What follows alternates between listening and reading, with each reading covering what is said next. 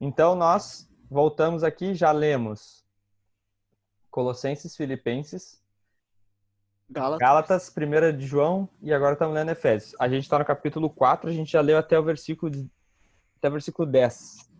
Então, a estrutura do livro de Gálatas, esqueci de mostrar ontem, pelo estudo DNA, a gente está seguindo o que está exposto ali. Introdução, a saudação de Paulo para o pessoal da cidade. A gente também teve a introdução do livro de Efésios, que a gente leu junto. Eu não sei se a gente chegou a gravar isso, mas, tipo assim, para situar quem tava ouvindo a carta lá naquela época, teve uma introduçãozinha, que a cidade era tipo, a, eu não quero falar bobagem, mas era tipo a segunda ou a quarta cidade do Império Romano, então a cidade era super importante. Tinha um templo lá, o templo de Artemis ou Diana, e eles tinham muito essa questão do mundo espiritual, os principados, as potestades, que é uma coisa que Paulo vai usar na carta justamente para fazer sentido para quem está lendo, né?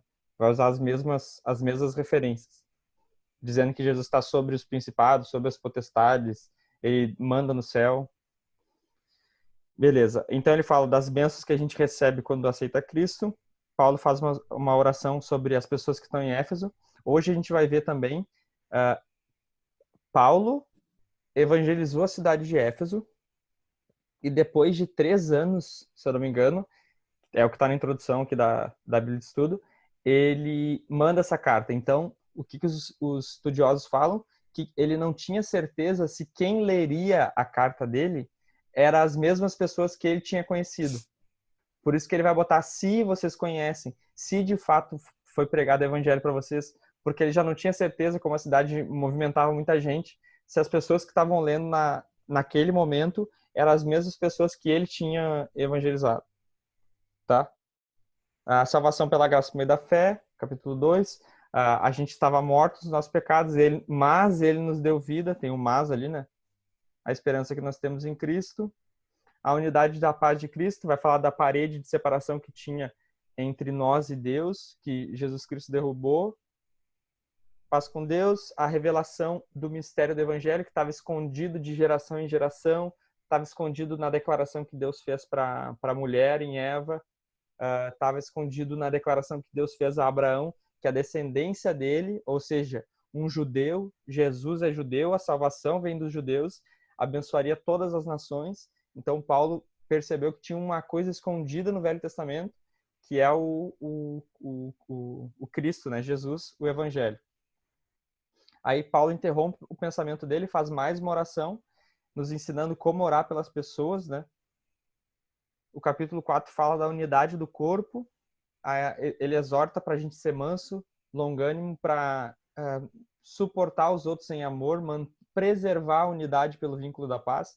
Nós não criamos a unidade já está feita e nós preservamos a unidade, né? Os diferentes dons, os dons para a edificação da igreja.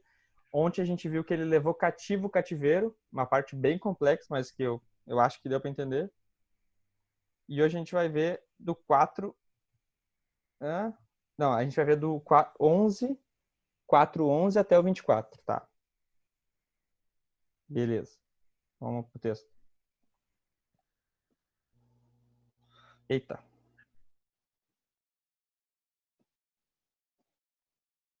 Vamos lá. Tá. Ah, não. Aqui. Vamos lá. Meu Deus.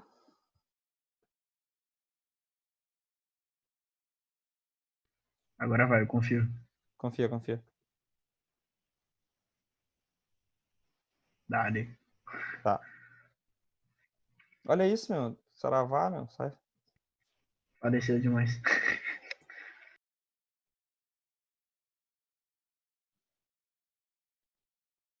Acho que é o Chrome que tá dando pau.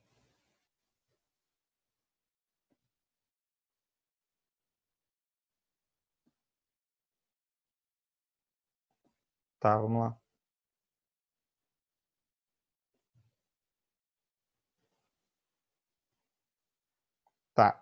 11, tá?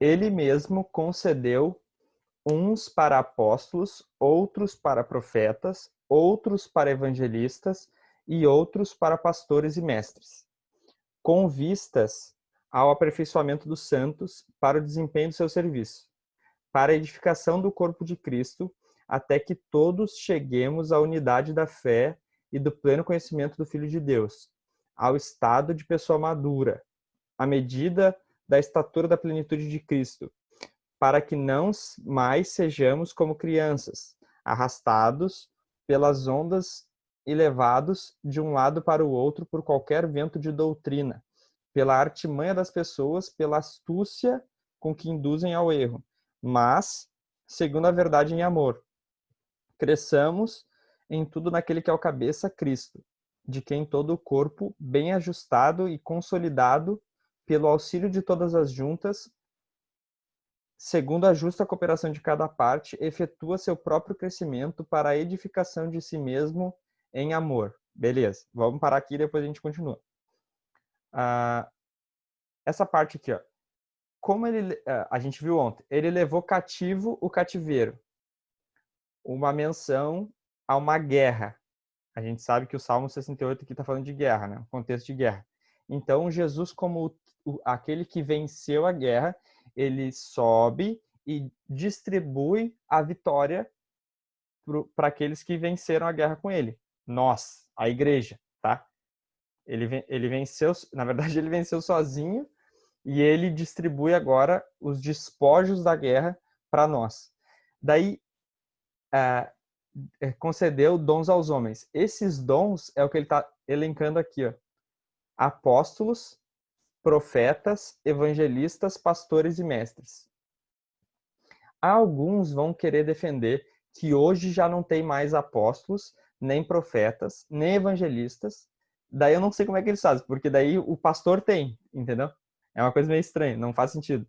O pastor tem e os outros não têm. Então, na verdade, como que a gente deve ver esse texto aqui? Existe apóstolo hoje? É uma pergunta que se deve fazer. Existe apóstolo hoje?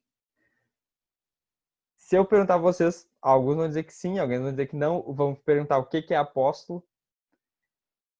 Se tu falar que é o apóstolo igual o que andou com Jesus, não tem mais, tá?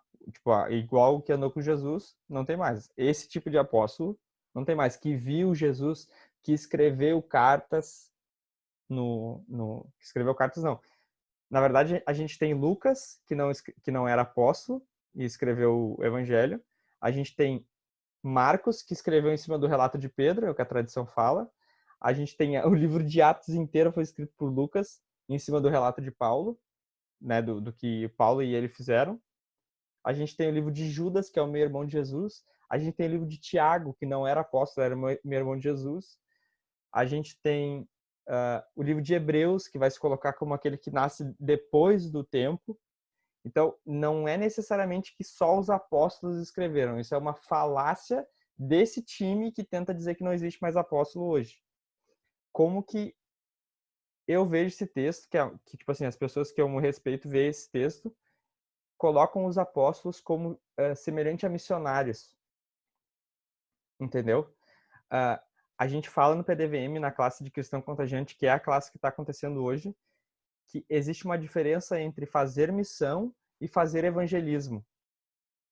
Evangelismo é o que a gente faz na igreja local. Missão, ou ser missionário, é ser igreja onde não tem uma igreja local. Tá? Essa palavra apóstolo tá mais para enviado, que é muito semelhante a missionário. Entendeu? Então, se eu falar para você assim, hoje existe apóstolo, vocês vão dizer, não sei. Mas hoje existe missionário? Aí vocês vão dizer, sim, com certeza. Então, essa palavra está mais para um missionário. Está mais para alguém que planta uma igreja. O que o missionário faz? Ele planta uma igreja. Ele não evangeliza. Ele não tem uma igreja local. Ele está montando uma igreja local. E quem faz isso é um dom. Beleza? Assim como quem recebe uma palavra de Deus e faz uma profecia, também é um dom. Assim como aquele que tem a facilidade de evangelizar as pessoas na igreja local, por meio dos grupos de crescimento. Por exemplo, a nossa igreja evangeliza muito por meio dos grupos de crescimento. É um dom quem faz isso. Assim como tem os pastores, que é o pastor David, muito voltado para a parte emocional das pessoas, ele está disposto a ouvir, se importar, se colocar no lugar do outro, o pastor faz isso. E os mestres, eu quero acreditar que Deus me deu esse dom e eu sei que os mestres vão ser os que mais vão ser cobrados. Então, orem por mim, eu falo bobagem, Deus me pega no final, entendeu? Então, tem que ter cuidado. E ele não esgota, às vezes as pessoas acham que essa lista, meu Deus, volta 10 minutos. Essa lista é uma lista hierárquica, tipo assim, os apóstolos vêm primeiro, os profetas vêm depois, os evangelistas. Paulo não está preocupado nisso, ele está querendo dizer alguns dons que Jesus Cristo distribuiu para a igreja, entendeu? Não tem essa hierarquia de, não, primeiro os apóstolos, depois os profetas, depois, entende? Não faz sentido pensar assim. Eu vou só dar uma cutucadinha aqui, tá? Tipo assim, profetiza. A mulher é profetisa, tá? Mas a gente não pensa na questão dentro da igreja, tipo assim, dentro da igreja, a mulher como pastor sobre homens, tá? Só um ponto aqui. Mas se a profeta, agora eu vou ter que pesquisar aqui, mas é tipo assim, as profecias podem ser avaliadas. Vocês já ouviram falar sobre isso? Se alguém profetiza, avalia o que... Nunca viram falar disso? Avalia se a profecia está de acordo com o texto. Mas só um pouquinho. A profeta aqui está em segundo lugar na hierarquia. Não faz sentido colocar Quem vai avaliar se a profecia está de acordo? Não são os mestres? Tá entendendo? Tipo assim, não faz sentido essa pirâmide, tipo assim, apóstolos, profetas, evangelistas. Não, pelo menos nesse texto, não é a ideia de Paulo aqui. Ele só está distribuindo os dons e citando eles, tá? Quem vai julgar se a profecia foi certa ou não é os caras que manjam mais do texto bíblico, as pessoas que conhecem a história da redenção. Vai dizer, cara, isso que tu tá falando não tá de acordo com o texto. Entendeu? Daí, ó, onde que tá o prazo de validade desses dons? Com vista ao aperfeiçoamento dos santos, para o desempenho do seu serviço, para a edificação do corpo. Então, os dons é para a edificação do corpo. Que a gente já falou ontem sobre dom natural e dom espiritual, né? Os dons espirituais é para a edificação do corpo de Cristo, espiritual. E aqui tem o prazo de validade, ó, para quem acha que não tem esses dons hoje, até que todos cheguemos à unidade da fé e do pleno conhecimento do Filho de Deus, ao estado de pessoa madura. O que a gente aprende lá em Filipenses? Que só é maduro e perfeito aquele que aceita que não chegou lá ainda. Lembra que a gente falou sobre isso? As gurias não estavam, né? Os guris estavam. Só é maduro aquele que aceita que falta uma parte. Paulo vai dizer, não que eu tenha alcançado, eu prossigo para o alvo, mas se eu faço isso, eu alcancei a maturidade. A gente falou sobre isso. Para os guris faz mais sentido porque a gente ficou um tempão falando sobre isso. Então, nós chegamos na maturidade? Claro que não. À medida da estatura da plenitude de Cristo. Se a gente já chegou lá, só um pouquinho, vamos ser arrebatados então. Nós não chegamos lá ainda. Então, esses dons são necessários. Pastor, mestre, evangelista, profeta, apóstolo. Esses dons são necessários para que a gente chegue até essa estatura do tamanho do padrão de Cristo. Né? O nosso alvo é ser semelhante a Cristo. A gente vai chegar lá. Quando? No dia que a gente morrer. No dia que a gente for para a glória, que a gente se revestir daquilo que é incorruptível, né? É o que Paulo vai dizer. Receber um novo corpo, ser liberto da presença do pecado. Hoje a gente foi liberto do poder do pecado, mas a gente vai ser liberto da presença do pecado na glorificação. Tá? Para que não sejamos como crianças, arrastados pelas ondas e levados de um lado para o outro por qualquer vento de doutrina. Isso aqui é o que responde essa galera que tenta, tipo assim, distorcer o que Paulo tá dizendo. Claro que eles vão falar que nós também estamos fazendo isso. Mas no dia do Senhor a gente vai ver. Não sejamos como crianças arrastados pelas ondas e levados de um lado para o outro por qualquer vento de doutrina, pela artimanha das pessoas, pela astúcia com que induzem ao erro. Tipo assim, tem texto de Paulo que fala assim, não despreze as profecias. Não despreze as profecias. O que esse time, essa galera faz? Tá desprezando, tá dizendo que não tem mais profeta. Se não tem mais profeta, o que eu tô fazendo? Tô desprezando as profecias. Então a gente não pode desprezar as profecias, tá? Que é tipo assim, cara, tem uma coisa para te falar. Ih, lá vem. Como assim tem uma coisa para me falar? Cara, eu acho que pode ser uma coisa de Deus, deixa eu te falar. Aí fala, aí a pessoa vai dizer, ah, realmente, isso veio de Deus. Se tu despreza a chance de Deus revelar alguma coisa para uma outra pessoa, para a pessoa ministrar na tua vida, tu não acredita em profeta, tu não acredita que o dom de profecia é válido pro dia de hoje, entendeu? Só um exemplo aqui. Versículo 15. Seguindo a verdade em amor. Olha quantas vezes, eu acho que eu contei 3 aqui, ó, 3 ou 2. Paulo vai ter o cuidado de dizer que tudo é em amor. Por quê?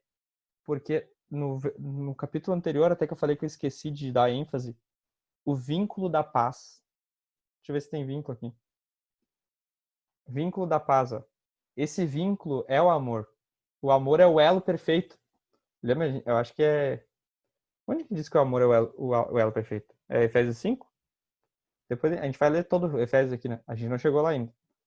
O que une a gente é o amor. Seguindo a verdade em amor. Normalmente a verdade vem para nos dividir, né? Para nos rachar nas cabeças. Mas se for em amor, tudo bem, vai unir. Não vai afastar, né? Vai cada vez unir mais. Cresçamos em tudo naquele que é a cabeça. Cristo é a cabeça, nós somos o corpo.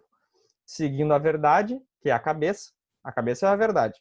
Nós estamos seguindo a verdade, a gente vai se agarrar e ficar cada vez mais bem ajustado, consolidado pelo auxílio de todas as juntas. Então nós não podemos ser desigrejado. Ah, o fulano pensa de um jeito, o fulano pensa do outro, que era o que a gente estava falando antes de começar aqui. Nós pensamos assim. Nós pensamos assim. Nós, o corpo, pensa assim. E a gente vai caminhando junto, tá? Segundo a justa cooperação de cada parte, efetua o próprio crescimento para a edificação de si mesmo em amor. Então, quando eu estou sendo edificado, vocês estão sendo edificados porque nós somos um corpo. Nós estamos crescendo, cada um fazendo a sua parte, um edificando o outro, bem ajustado, bem consolidado e avançando. Tudo bem? Eu acho que nós não vamos entrar na nova natureza hoje, tá? Que é a parte mais legal, mas tudo bem.